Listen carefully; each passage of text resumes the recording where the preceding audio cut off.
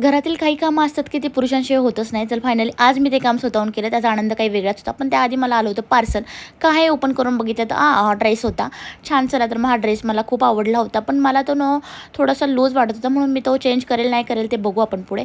त्यानंतर पिल्लांची असं काही खेळणी चालूच होती आणि हे काम जे की मी यांना नेहमी सांगत असते पडदे कर्टन वगैरे काढायला, ते की मी आज काढून घेतले आणि माझ्या चेहऱ्यावरचा आनंद तुम्ही बघताय.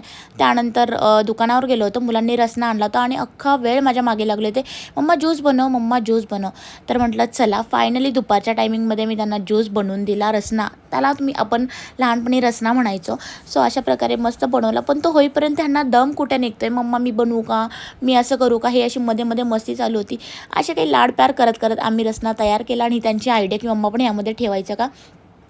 छान असा रसना बनवून तयार आहेत. आता त्या दोघांना पण देऊयात आणि त्यांचे रिॲक्शन काय आहेत ते बघूयात. इतके दोघं छान आनंदात होते की बघू शकता. रसना द्यायची आधीच खुशी काहीतरी होती. त्यानंतर जेवण केलं, थोडासा अभ्यास घेतला. असा काहीसा दिवस संपला. भेटूयात उद्याच्या